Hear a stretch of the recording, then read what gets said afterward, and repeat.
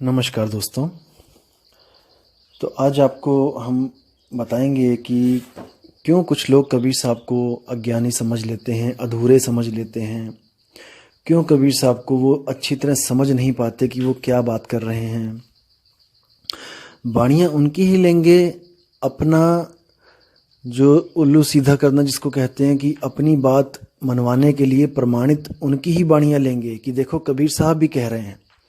लेकिन सारा कुछ सिद्ध करने के बाद क्या कहेंगे कि हाँ देखो कबीर साहब ये कहते थे, लेकिन उनको उस चीज़ का ज्ञान नहीं था, इसलिए वो किसी सतलोक नामक किसी निम्न लोक में चले जाते हैं और जन्म मरण में फंसे रह जाते हैं।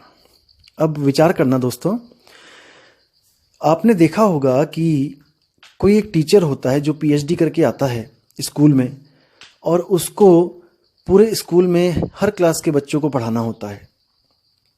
वो 10वीं वालों को भी पढ़ाता है, अगला पीरियड जैसे होता है वो 12वीं वालों की कक्षा में जाता है, उसके बाद वो बीएससी वालों को भी पढ़ाता है। तो अलग अलग कक्षाओं में जाके वो अलग अलग बच्चों को ज्ञान देता है, ज्ञान समझाता है, लेकिन उसके ज्ञान में कोई कमी नहीं होती। वो पीएचडी कर चुका है। 10वीं वालों के पास जाके वो केवल 10वीं के सिलेबस के बारे में बताता है, और 12वीं वालों के पास जाकर वो केवल 12वीं के सिलेबस के बारे में बताता है, और बीएससी वालों को जाके वो बीएससी का सिलेबस समझाता है। तो अगर कोई कहे कि देखो उनकी वाणियों में उनके जो ज्ञान वो देते हैं, देखो 10वीं का ज्ञान है, उसमें 10वीं क्लास के बच्चों वाली बातें कर रहे हैं, तो वो बंदा उनको समझ नहीं पा रहा है। वो सोच रहा है कि वो केवल 10वीं तक की बात कर रहे हैं, इसलिए वो 10वीं में ही होंगे, शायद उनके पास 10वीं का ही ज्ञान है। और जो सोचता है कि देखो ये +2 या 12वीं की बातें कर रहे हैं, 12वीं का ज्ञान देते हैं, उनके नोट्स पढ़े होंगे कि टीचर ने क्या लिखा बच्चों को दिया, तो वो अपनी बुद्धि के अनुसार सोचता है कि शायद ये 12वीं तक ही पढ़े हैं। और जो बीएससी वाले हैं, वो उनके बारे में जब कोई पूछता है कि आपके टीचर कौन है, तो वो कहते हैं कि हमारे टीचर ये हैं और उनके ये नोट्स हैं। तो वो देखता है कि ये केवल बीएससी की पढ़ाई पढ़ा रहे हैं। हालांकि आपको भी पता है कि जो टीचर होता है वो पूर्ण होता है, और वो हर बच्चे को उसी के लेवल की बुद्धि के अनुसार पढ़ाता है। अगर कोई टीचर फर्स्ट क्लास के बच्चे को जाके 10वीं क्लास की पढ़ाई कराने लग जाए, तो वो आपको भी पता है कि वो समझ नहीं सकता। इन महाशय के साथ भी कुछ ऐसा ही अनहोनी घटना हो गई है, जो ये समझ नहीं पा रहे हैं कि कबीर साहब किसकी बात कर रहे हैं, कहाँ की बात कर रहे हैं। क्योंकि देखो धर्मदास की जो बुद्धि थी वो कहाँ तक काम करती थी। धर्मदास मूर्ति पूजा करते थे। आपको भी पता है कि धर्मदास और उनकी पत्नी जो थी वो मूर्ति पूजा करते थे। अब एक मूर्ति पूजक को तुम जाकर आत्मा परमात्मा की बात करोगे तो वो कभी नहीं समझ सकता, वो कभी नहीं जान सकता, क्योंकि उसको जो पुराने पंडितों ने, पुराने जो ऋषि मुनियों ने घोटा पिला रखा था कि ऐसे एक स्वर्ग होता है, वहां पर इंद्र होता है, और ये कृष्ण जी होते हैं, ये राम जी होते हैं, ये ऐसे पैदा हुए, ये ऐसे आए इस दुनिया में, ये लीला रची। तो इतना कुछ उनके दिमाग में भरा हुआ था कि वो आत्मा परमात्मा की बातों को नहीं समझ सकते थे। इसलिए कबीर साहब ने उनके ज्ञान को खट्टा करने के लिए, उनके ज्ञान को, जो उनको ज्ञान पढ़ा रखा था, जो रंग रखा था, उस रंग को फीका करने के लिए कबीर साहब ने एक कहानी की रचना करी। उस कहानी की रचना क्या करी कि एक सत्पुरुष था, सत्पुरुष के द्वारा ऐसे ऐसे हम पैदा हुए, और हम लोग काल के चक्कर में आके यहाँ फंस गए, और वही काल की जो घरवाली है वो शेरावाली माता है, और उसके 3 बच्चे हैं जो ब्रह्मा विष्णु महेश हैं, और उनसे ये सृष्टि चल रही है। और यही 5 हम सबको फंसाने के लिए ही ये सारी लीला करते हैं। जितने भी इन्होंने लीला करी हैं, ये सब जीव को फंसाने के लिए, अपने तक ही सीमित रखने के लिए ये लीला करते हैं। जब ये ज्ञान धर्मदास जी ने सुना और ये भी पूछा कबीर साहब से कि क्या ये सत्य है, देखो एक बार में विश्वास नहीं किया, उन्होंने समझाया कि हाँ यही सत्य है, तो उनके मन से इन 5 के लिए श्रद्धा खत्म हो गई। देखो पहले तो आपकी श्रद्धा खत्म करवानी पड़ेगी, जिन आप पुरानी श्रद्धाओं में लगे हुए हो। अब ये तो हो गई ये कहानी जो धर्मदास की श्रद्धा खत्म करने के लिए बताई गई, क्योंकि धर्मदास के पास इतना विवेक नहीं था कि वो आत्मा और परमात्मा को समझ सके। क्योंकि अगर इतना विवेकी होता तो पत्थरों को पूजता ही ना। वो पत्थरों की तरफ देखता ही ना। उसको पता होना चाहिए था कि जड़ और चेतन में क्या फर्क है। पत्थर निर्जीव है, पत्थर तो अपनी सफाई खुद भी नहीं कर सकता। आप मूर्ति बना लो, उसकी भी सफाई एक चेतन आत्मा से ही करवाई जाती है, एक चेतन जीव से ही करवाई जाती है। इसलिए इन महाशय ने क्या सोचा कि सतलोक जो है वो वही लोक है जहां से कबीर साहब आते हैं। देखो, अब इन्होंने एक वीडियो में और बोला कि जो पुरुष जहां से आता है वहीं तक उसकी सीमित होती हैं शक्तियां, वो किसी और लोक में नहीं जा सकता। जहां से जो पीर फकीर आया है जिस लोक में, वो उसी लोक की वाणी कथेगा और अपने ही लोक तक वो लेके जाएगा। अब सोचो, अगर कबीर साहब केवल सतलोक से आए हैं, जो इसके कहने के अनुसार जो निम्न लोक है, तो कबीर साहब की वाणियों में अलख लोक, अगम लोक, अनामी लोक के पुरुषों की व्याख्या क्यों है कि वहां पर जाओगे, सतलोक तक जाओगे तो इतने करोड़ सूर्य का प्रकाश होगा, आगे अलख लोक में जाओगे तो अरबों सूर्य का होगा, आगे लोक में जाओगे खरबों सूर्य का होगा। क्या कबीर साहब वहां गए हैं? क्या कबीर साहब ने वहां जाके अलग अलग पुरुषों को देखा है?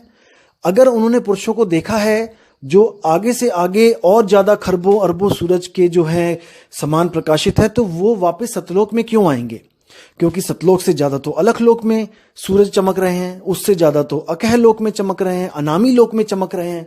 तो कोई अपनी आत्मा के साथ इतना बड़ा धोखा कैसे कर सकता है कि वो अच्छी वस्तु छोड़ के घटिया लोक में आ जाए? आप खुद सोचिए, आपके पास मौका है कोई भी चीज लेने का बाजार से, आप अच्छी चीज लेके आओगे कि घटिया चीज लेके आओगे, और परख करने के बाद आपको पता भी लग गया कि ये आदमी घटिया चीज दे रहा है, तो क्या आप उस चीज को आप उसको एक्सेप्ट करोगे? कभी नहीं करोगे। तो इसकी बुद्धि जो है वहीं तक चल रही है जहां तक ये चलाना चाहता है। जहां तो इसको लगता है कि आत्मज्ञान के कुछ प्रमाण देने चाहिए, वहां तो ये कबीर साहब की वाणियां आपको प्रमाणित कर देता है कि देखो कबीर साहब कह रहे हैं कि आत्मा के बारे में ऐसे ऐसे कह रहे हैं। लेकिन क्योंकि इसको स्वयं को सिद्ध करना है और बाकियों को नकली बताना है, इसलिए ये उनकी 10वीं क्लास की जो वाणियां हैं उस टीचर की, वो वाणियां दिखा देता है कि देखो ये कबीर साहब की वाणियां ये कह रही हैं। अरे भाई, कबीर साहब 10वीं वाले को भी पढ़ा रहे हैं, कबीर साहब 12वीं वाले को भी पढ़ा रहे हैं, कबीर साहब PhD वालों को भी पढ़ा रहे हैं, क्योंकि वो ऑलराउंडर हैं। उनको सब पता है कि कौन कितने पानी में है। लेकिन आप समझ नहीं पाए, इसलिए आपको ऐसा लगता है कि शायद वो अज्ञानी है। असल में बात यही है, कबीर साहब ने कभी नहीं कहा कि किसी लोक में जाओ, कभी नहीं कहा। सतलोक एक इशारा है, सतलोक एक सैन है। वो कैसी सैन है, वो क्या है सतलोक, मैं आज आपको क्लियर करता हूं। सतलोक, लोक क्या होता है? जहां पर कोई भी निवास करता है वही लोक होता है। और सत्य क्या होता है? जो कभी खंडित नहीं होता, जो कभी खत्म नहीं होता, जो शाश्वत है। जब हम सुरती की बात करते हैं तो सुरती इस वक्त 3 लोक में उलझी पड़ी है। 3 लोक का मतलब क्या है?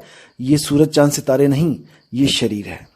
इसी शरीर में 3 लोक हैं। जो पिंडे सो ब्रह्मंडे, जो बाहर आपको ब्रह्मांड दिखाई दे रहा है वही सूक्ष्म रूप में इस पिंड में डिट्टो कॉपी है। तो साहिब कहते हैं, सुरत फसी संसार में तासे परगेव दूर, सुरत बांध स्थिर करो आठों पहर हुजूर। जो सुरती फंसी है इस देह में फंसी है। और 3 लोक क्या है? 3 लोक है देह में, रोम रोम में धाम, सतगुरु बिन ना पाइये सार शब्द निज नाम। अब इन्होंने बोला है कि 3 लोक है देह में, इसी देह में तीनों लोक की कॉपी आपको मिल जाएगी। और सुरती इन्हीं 3 लोक के चक्कर में फंसी है। इन 3 लोक से जो न्यारा, यानी शरीर है 3 लोक, अब शरीर से न्यारा क्या है? वो है आत्मा। जब तक वो आत्मा को नहीं प्राप्त करेगी, जब तक वो इस ही शरीर में रहेगी और इसी शरीर से जन्म और मरण के चक्कर में पड़ी रहेगी।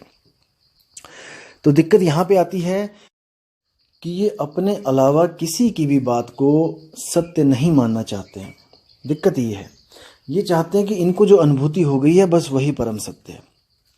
ये एक तरह से स्वयंभू बन गए हैं, स्वयंभू। तो स्वयंभू के लिए कबीर साहब ने बोला है कि बड़े बड़े स्वयंभू यहाँ पे आए जिन्होंने बिना गुरु के ज्ञान प्राप्त किया, जैसे महात्मा बुद्ध भी थे। तो उन स्वयंभू, वो स्वयंभू भी उस तत्व को नहीं प्राप्त कर पाए जो निहित तत्व है, जो तत्वों से परे है। उसको तत्व क्यों बोला? क्योंकि उसकी भी कोई हस्ती है। जैसे 5 तत्वों की अपनी अपनी हस्ती है, वैसे ही उसकी भी अपनी हस्ती है, लेकिन वो इन 5 तत्वों जैसा नहीं है। ये 5 तत्व माया के अधीन है, ये बदलते रहते हैं, ये बनते और बिगड़ते रहते हैं, लेकिन वो जो नी तत्व है वो बनने और बिगड़ने से न्यारा है। वो कभी नहीं बनता बिगड़ता, इसीलिए उसको सच्चा शब्द बोला गया है, सच्ची नाद बोली गई है, सच्ची धुन बोली गई है। लेकिन ये धुन अनहद धुन से कैसे अलग है ये आपको मैं अगली वीडियो में बताऊंगा, क्योंकि अभी धुन में भी कंसेप्ट क्लियर करना है कि धुन क्या होती है। आधों को तो ये भी नहीं पता है कि धुन होती भी है, और कुछ को पता है कि धुन होती है, लेकिन धुन और धुन में फर्क है। सार शब्द की धुन और अनहद धुन में फर्क है। वो क्या फर्क है वो अगली वीडियो में आपके साथ शेयर करूंगा। तब तक के लिए आप इस वीडियो पे विचार करें, और कोई भी सवाल हो तो आप मुझे मेल कर सकते हैं।